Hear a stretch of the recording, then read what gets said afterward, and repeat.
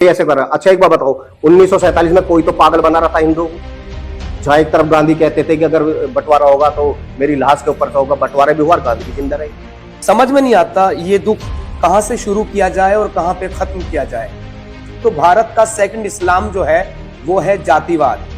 कितने बहन बेटियों का धर्म परिवर्तन हुआ, यहाँ से ले जाकर मंडी लगाई गई एक इस्लामिक कट्टरता की। और आज मानवता बचानी है तो या तो एक कट्टरता छोड़ के इंसान बने, ये पागल कुत्ते अपना वो छोड़ के आदत छोड़ के इंसान बने, नहीं तो यहाँ कोई नहीं बचेगा। लेकिन इस दुर्भाग्य देश के हिंदू नेता का कोई एक बयान, अमित शाह जैसा मजबूत गृह मंत्री अगर चाहे तो भारत की तो बात छोड़ दो, पाकिस्तान बांग्लादेश में कोई हिंदू नहीं बच सकता। लेकिन सबको अपना व्यापार करना है, सबको अपनी वोट चाहिए, सनातन धर्म से उनका कोई लेना देना।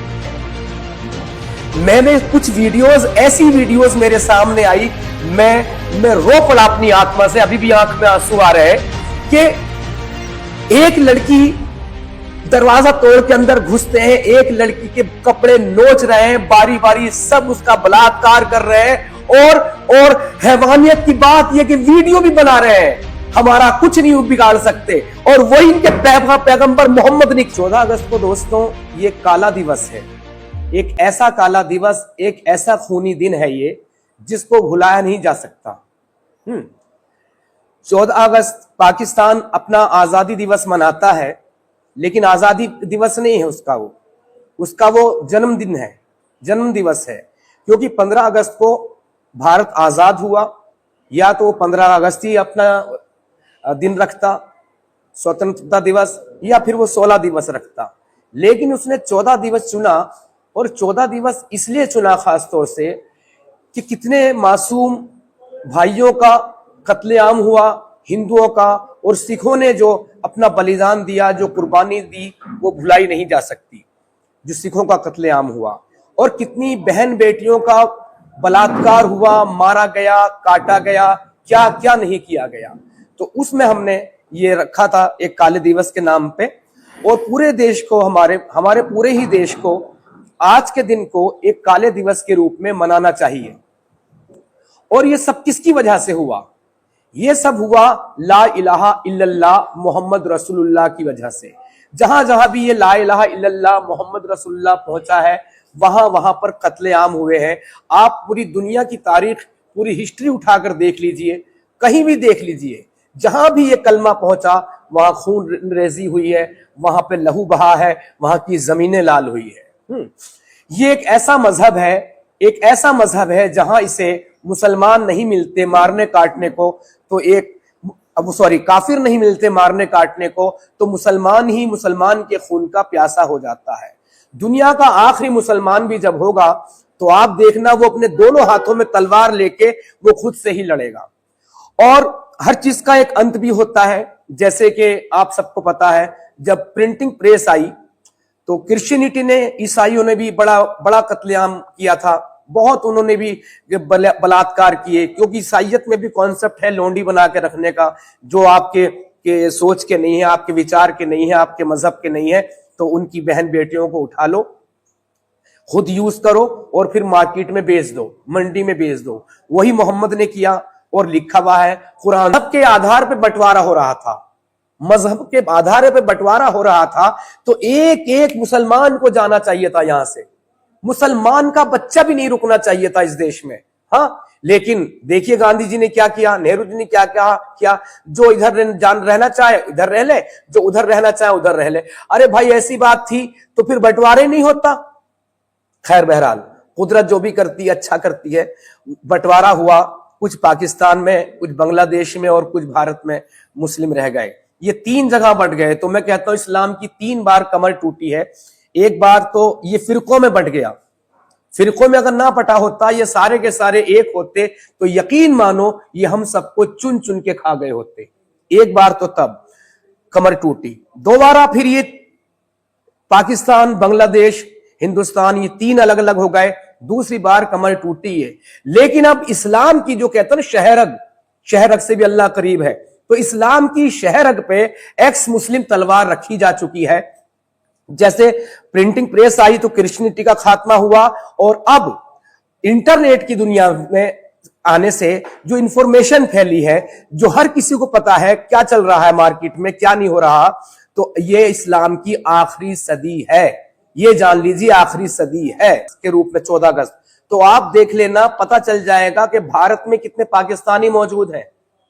ये जो दूर से जो मुस्लिम बोलते हैं या जिहादी बोलते हैं कि भाई हम जो है सारे मुस्लिम वो आतंकवादी नहीं होते, जिहादी नहीं होते। अरे जब जिहादी नहीं होते तो आपको पता है कि आप लोगों में से ही है, वो आपसे नाम मैच कर रहा है उसका, फिर भी आप उसके पक्ष में खड़े होते हैं, कभी विरोध में खड़े नहीं होते। आप क्या समझते हैं, जिस दिन आप ये चाहेंगे कि भाई आप हिंदुओं के साथ कोई दुर्व्यवहार हो रहा है या कोई घटना हो रही है गलत, आप उस जिस दिन से साथ खड़े होने साथ हो जाएंगे, तो ऐसी नफरत की राजनीति या नफरत फैला नहीं पाएगा कोई भी। तो आप लोगों को समझना पड़ेगा। क्यों अमरोज जी?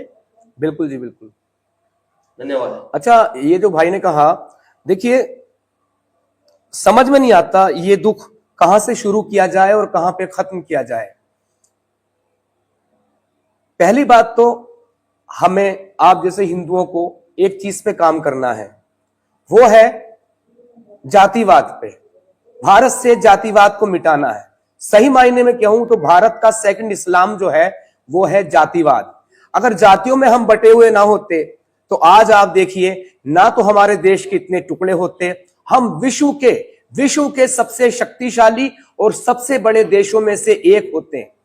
क्योंकि भारत ने कभी नफरत नहीं सिखाई, ये सही है। भारत ने कभी मारकाट नहीं की, ये भी सही है। लेकिन आप एक चींटी को हल्की सी टच करके देखें, अपनी जान बचाने के लिए वो ही आपके काट लेगी। तो भाई मैं ये हिंसा के बिल्कुल विरोध हूं, मैं वो बिल्कुल खिलाफ हूं हिंसा के। लेकिन कोई मेरे गर्दन पे तलवार रखे, उस वक्त मैं जो भी कर सकता हूं अपने बचाव के लिए वो मैं करूंगा। ये जो लिबरलपन है, जैसे आप देखिए सबसे ज्यादा लिबरल कौन है? बौद्धिस्ट लोग। तो क्या हुआ? अफगानिस्तान बौद्धिस्ट लोगों का था, अपने गले खुद दे दिए, लो जी काट लो, लो जी काट लो। ऐसे नहीं चलेगा। मैं नहीं चाहता कि हमारे हिंदू समाज के लोग कट्टर बने। मैं लेकिन अपने हिंदू समाज के लोगों को यह भी कहूंगा कि मैं तुम्हें मरते भी नहीं देख सकता। उस एक चींटी से ही सबक ले लो। सांप होता किसी के काटता नहीं है, जब काटता, जब खतरा महसूस करता है तो उसे मिट्टी में मिला देता है। तो उस तरह से बनिए। तो अभी मैं इनके भाई साहब भीमराव अंबेडकर की बात याद आती है। उन्होंने उस टाइम पे बंटवारे के टाइम पे ये कहा था कि अगर बंटवारा हो तो एक एक मुस्लिम वहां जाए, पाकिस्तान जाए, और एक एक जो पाकिस्तान में हिंदू रह रहे हैं वो भारत में आए। नहीं तो कितने तगड़े दूरदर्शी थे वो, उन्हें मालूम था। उन्होंने कहा है कि आने वाले टाइम में ऐसा होगा कि जो पाकिस्तान में हिंदू हैं वे समाप्त कर दिए जाएंगे और जो भारत में मुसलमान हैं वे संख्या के आधार पर एक और बंटवारा भविष्य में होएगा। और आज स्थिति ऐसी आ गई है, अब संख्या इतनी बढ़ चुकी है कि आज आप बिना सुरक्षा के आप कोई हिंदू त्योहार नहीं मना सकते, कोई झांकी नहीं निकाल सकते, तिरंगा यात्रा नहीं निकाल सकते। जब भी कोई सा त्योहार आता है तो यहाँ खून बहता है सड़कों पर। एक विशेष कौम ऐसी है जो हरदम तलवार लेकर, हरदम पत्थर लेकर, रेल को फूंकने के लिए, गर्दन काटने के लिए सड़क पर रहती है। इसका भी विचार, जैसा भी आगे ये चल रही है बात, तो ये काला दिवस पे विचार डाला जाएगा कि काला दिवस होना चाहिए और सरकार को इस ओर ध्यान देना चाहिए कि इसमें कोई ऐसी बात नहीं है। देखो 15 अगस्त आजादी की जो वो थी, इससे हमारा, आप ये देखो अंग्रेजों से पहले हमारी लड़ाई किससे थी? अंग्रेजों से पहले भी हम आक्रमता से लड़ रहे थे। बहुत बड़ी कुर्बानियां दी हैं, बड़े बड़े धर्मगुरु मिट गए, इसके उनके परिवार मिट गए। आप ये देख रहे हैं, जितने भी आप चित्र देख रहे हैं, इनमें से आप एक भी ऐसा नहीं दिखाएंगे कि जो अंग्रेज से लड़ा हो, इन कट्टरता से लड़ते हुए। कितने बहन बेटियों का धर्म परिवर्तन हुआ, यहां से ले जाकर मंडी लगाई गई एक इस्लामिक कट्टरता के लिए। और आज भी अगर कोई नेता ये कहता है सबका साथ सबका विकास, तो ये बड़ा एक मजाक लगता है। हम अपने दुश्मन को पहचान ही नहीं रहे हैं। अगर ये दुश्मन ऐसी चलते रहे तो धरती पर से समस्त मानवता खत्म हो जाएगी। अगर मानवता बचानी है तो या तो ये कट्टरता छोड़ के इंसान बने, ये पागल कुत्ते अपना वो छोड़ के, आदत छोड़ के इंसान बने, नहीं तो यहां कोई नहीं बचने वाला है। और ये बहुत ज्यादा दिन की बात नहीं है, ये निर्णायक सदी है। ये भारत में हिंदुओं से लड़ रहे हैं, वो इजराइल से लड़ रहे हैं, वो यहूदियों से लड़ रहे हैं, वो बौद्धों से लड़ रहे हैं, वो जैन से लड़ रहे हैं, वो पारसियों से लड़ रहे हैं। एक ऐसी क्या बात होगी, हिंदू की बात नहीं है, जहां ये भी नहीं है तो वो आपस में लड़ रहे हैं। आप पहचानिए, ये मानवता के दुश्मन है। अगर ये खत्म ना हुए, इनकी सोच विचार खत्म ना हुई, तो ये पूरी मानवता को खत्म कर देंगे। जी बताइए। महाराज जी, जिस तरीके से लोग मतलब अभी भी किताबों में यही पढ़ाया जा रहा है कि हिंदू मुस्लिम सिख ईसाई आपस में सब भाई भाई, और तमाम ऐसी चीजें आज भी इसलिए वायरल हो रही है क्योंकि कहते हैं यही हिंदुस्तान है, यही तिरंगा है हमारे देश का। ये एक राजनीति है, वो ये शुरू से ही ऐसे कर रहा है। अच्छा एक बात बताओ, 1947 में कोई तो पागल बना रहा था हिंदू को, जहां एक तरफ गांधी कहते थे कि अगर बंटवारा होगा तो मेरी लाश के ऊपर से होगा, बंटवारे भी हुआ और गांधी भी जिंदा रहे। ऐसी टाइम टाइम पर पागल बनाया जा रहा है। एक वोट बैंक इतना अच्छा खड़ा कर दिया इन्होंने, अब नेता जो चाह कर भी इनके ऊपर नहीं कुछ एक्शन ले चाहते। हमेशा सबका साथ सबका विकास, सही स्थिति ऐसी होती है जिसका जितनी साझेदारी उसकी उतनी भागीदारी, जिसकी उसकी साझेदारी। लेकिन सगली योजनाएं आज उनके ऊपर, क्योंकि जनसंख्या इतनी बढ़ा चुके हैं, आबादी इतनी बढ़ा चुके हैं, अब जो भी योजना आ रही है तो इनको ध्यान में रखकर ही लागू होती है। अभी आयुष्मान कार्ड देखा आपने, जिसके 6 बच्चे 8 बच्चे होंगे उनके बनेगा, 2 बच्चे वाले का उनका खत्म होगा। अब ये 2000 से जो फ्री का खवाया जा रहा है, 10-10 बच्चे वाले आराम से खा रहे हैं। दिन निकलता है, कट्टा उठाते, 80 किलो चावल पिछोड़ मार के लाते, घर में रखते हैं, बाहर आके मोदी को गाली देते हैं।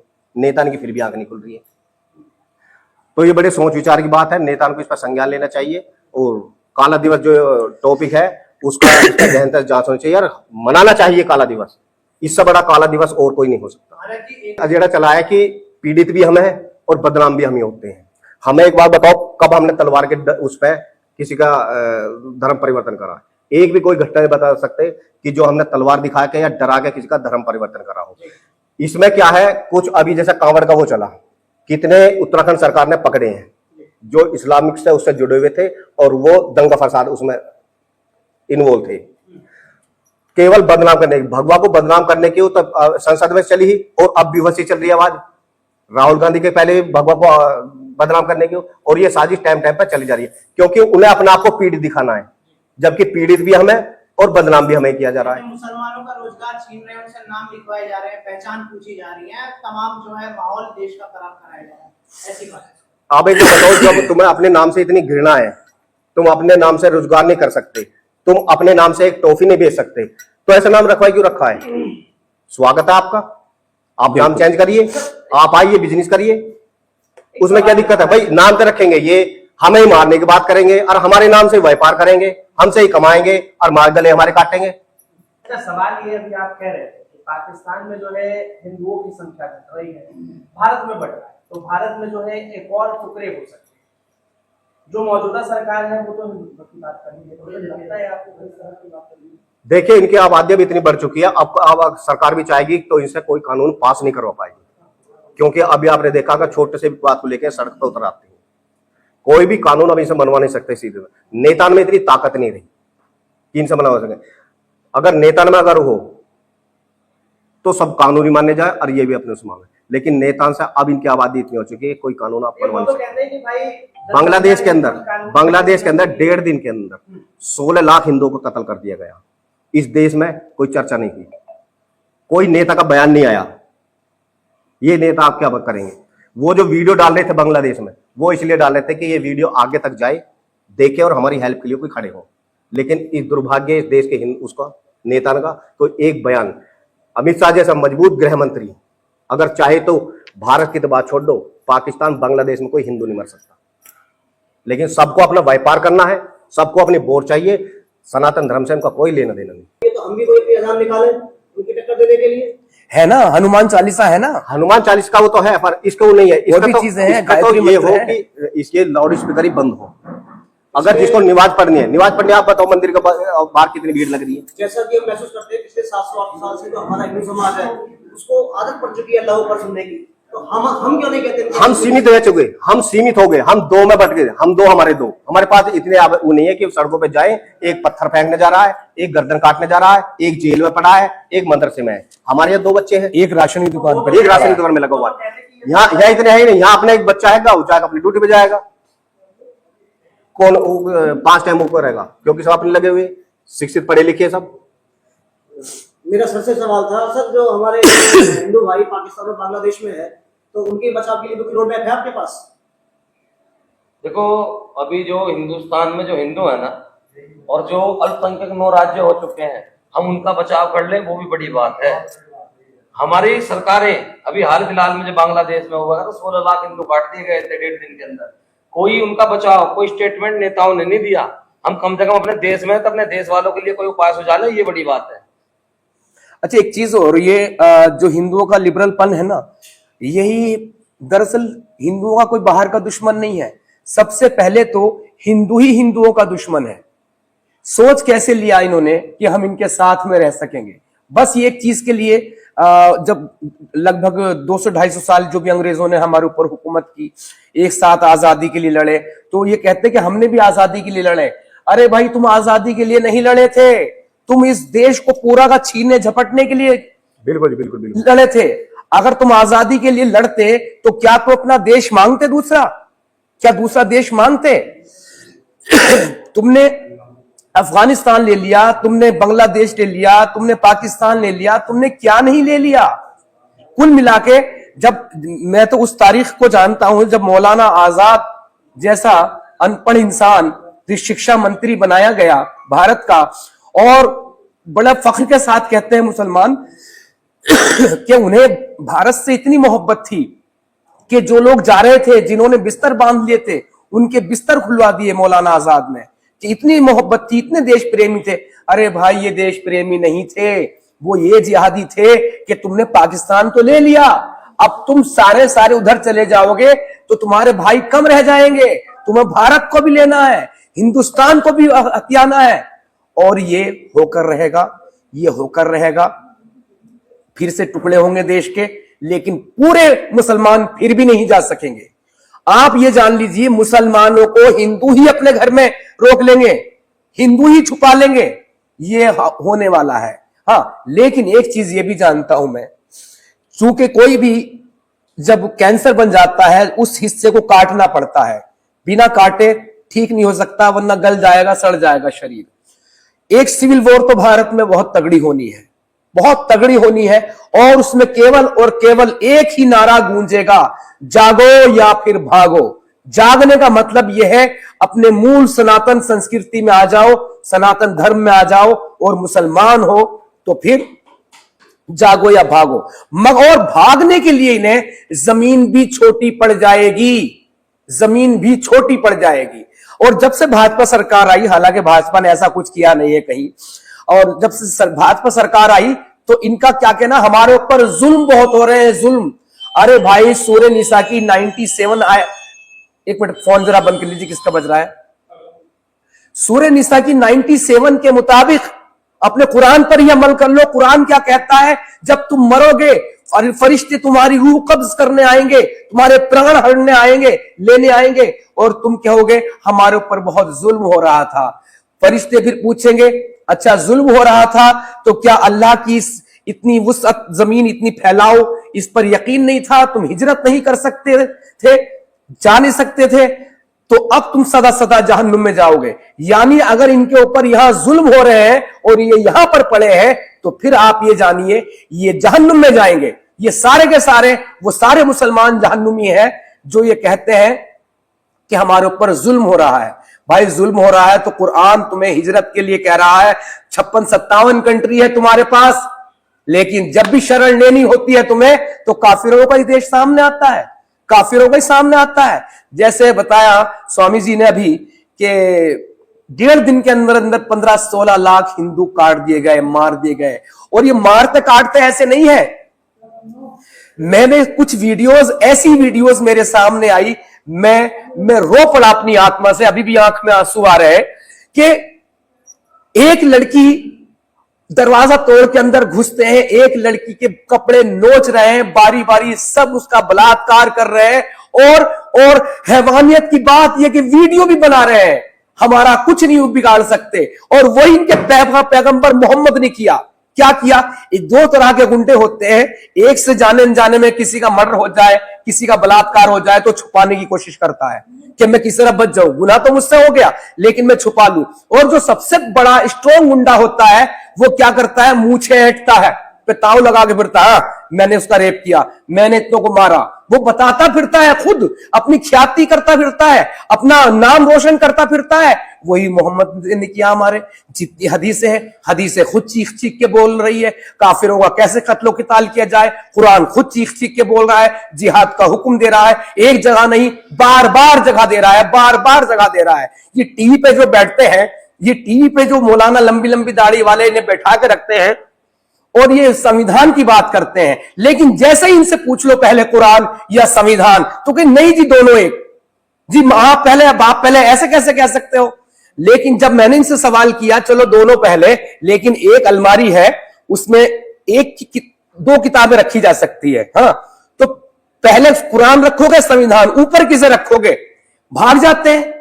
ये टीवी वाले मैंने समझ में नहीं आता, सिर्फ और सिर्फ अपनी टीआरपी पाने के लिए, टीआरपी के लिए ऐसे मुर्गे लड़ाते रहेंगे। इससे मतलब क्या निकलता है भाई, इससे असर क्या होता है। खैर मैं तो मुझे हारता सा जा रहा हूं, मेरी जितनी कोशिश है, जहां जहां तक मेरी आवाज पहुंचती है। और कई सारे लोग पूछते हैं बार बार कि इमरोज आलम तुम्हें डर नहीं लगता क्या। जब एक बार अपने आप को मरा हुआ मान लोगे, सारा डर ही खत्म हो जाएगा। मैं स्वामी जी की तरफ चलता हूं और एक नज्म सुनाना चाहूंगा जो मैंने लिखी थी और ज्यादा दूर तक पहुंचे। स्वामी जी आप। मेरा इमरोज भाई आपसे एक सवाल था, ये अल्लामा इकबाल की ये शेर है कि मजहब नहीं सिखाता आपस में बैर रखना, तो ये मजहब किसके लिए है? नहीं, अल्लामा इकबाल का शेर, इसमें मजहब नहीं सिखाता आपस में बैर रखना, गलत कह रहे हैं, अपना लिबरलपन दिखा रहे हैं। लेकिन इसी में वो भी तो आ जाता है ना, सारे जहां से अच्छा हिंदुस्तान हमारा। मैं इस बात पे नहीं कहूंगा, उनकी लाइन को भी गलत मानूंगा। जब हमारे पास रोटी नहीं थी खाने को, तो वो चापलूसी कर रहे हैं कि सारे जहां से अच्छा हिंदुस्तान हमारा। चलो तुमने अच्छा मान लिया हिंदुस्तान को सबसे, तो फिर इसी में क्या कह रहे हैं, हाँ इसी में कह रहे हैं, ए आबरूद गंगा वो दिन है याद तुझको, जब तेरे किनारे उतरा था कारवां हमारा। वो कौन सा कारवां था, वो जिहादियों का कारवां था, वो जिहादी उतरे थे। लेकिन जब इन्होंने सारे जहां से अच्छा हिंदुस्तान हमारा कह दिया, फिर इनको यही बात खटक गई, फिर इनको यही अच्छी लगनी बंद हो गई। फिर इन्होंने इसी को काट के क्या कहा आगे कि चीनो अरब हमारा, हिंदुस्तान हमारा, मुस्लिम है हम, वतन है सारा जहां हमारा। जैसे तुम्हारे बाप लिखवा दिया हो, कहते अल्लाह की जमीन है, एक अल्लाह ही है। अरे मोहम्मद से पहले कौन था, बोले आदम भेजा था, मिट्टी से बनाया था। और मिट्टी उसके पास क्या दो आदम बनाने की नहीं थी, दो हवा बनाने की मिट्टी नहीं थी। भाई बहन के आपस में शादी कराता है। इस्लाम की शुरुआती भाई बहन की शादियों से होती है। और भाई पसली तोड़ के जी बना दिया हवा को, कोई पसली से पैदा हो रहा है। क्या कहेंगे आप इसके बारे में। जहां कुल मिला के लास्ट में यही एक लाइन कहनी पड़ती है, जहां इसको काफिर नहीं मिलते तो वहां पर मुसलमान ही मुसलमान का खून पीने लगता है। मैं और नज्म अपनी कविता निकाल रहा हूं, तो स्वामी जी कुछ कहेंगे तो जी बताइए।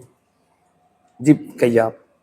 देखिए जैसा भी हमें बताया इसमें, तो उनका यही वो है कि एक तो काला दिवस, और एक इनकी ज्यादातर मुझे इसकी जानकारी नहीं है, जितनी इनको आपकी जानकारी है उसमें रहते हुए, तो हमारा यही है अपना आपको जो सही करना पड़ेगा और सावधानी सतर्क